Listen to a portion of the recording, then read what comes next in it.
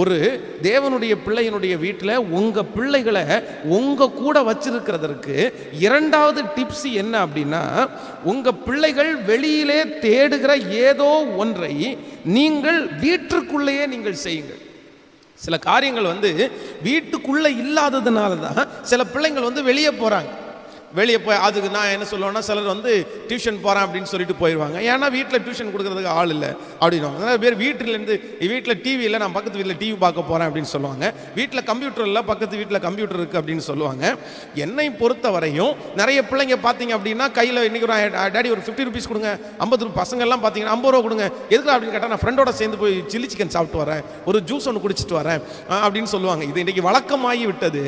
ஆனால் ஒன்று நினைத்துக் கொள்ளுங்கள், பிள்ளைகளுக்கு பிடிச்ச பொருளை எல்லாத்தையுமே நீங்க வீட்டில் செஞ்சிட்டீங்கன்னு வைங்களேன். வீட்டில் செஞ்சிருக்கலாம்ப்பா, அது வீட்டில் இருக்குப்பா, நீ வெளியே போக வேண்டிய அவசியமே இல்லையாப்பா, வீட்டில் இருக்குப்பா. சில பிள்ளைகள் ஒருவேளை உங்களுக்கு விரோதமாக இன்றைக்கி கேட்காமல் இருக்கலாம். ஆனால் நான் செய்தி கொடுக்கறதுனுடைய மோட்டிவேஷன் என்ன அப்படின்னா, நீங்க கேட்காம இருக்கிறாங்கன்றதற்காக அப்படியே விடாம அவங்களை எப்படியாவது உள்ள கொண்டு வந்து வைக்கணும். அதனால உங்களுக்கு பிடிச்ச பிள்ளைகளுக்கு பிடித்ததை வீட்டிற்குள்ளாகவே நீங்கள் கொண்டு வாருங்கள்.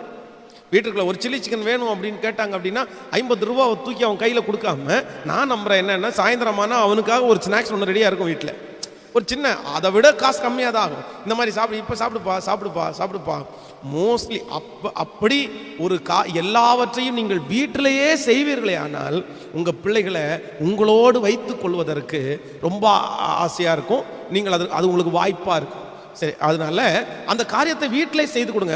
நண்பரோட கொஞ்சம் பேச வேண்டியதுன்னா வீட்டில் உட்காந்து பேசுப்பா, வீட்டில் உட்காந்து கம்ப்யூட்டரை பாருப்பா அப்படின்னு சொல்லுங்க.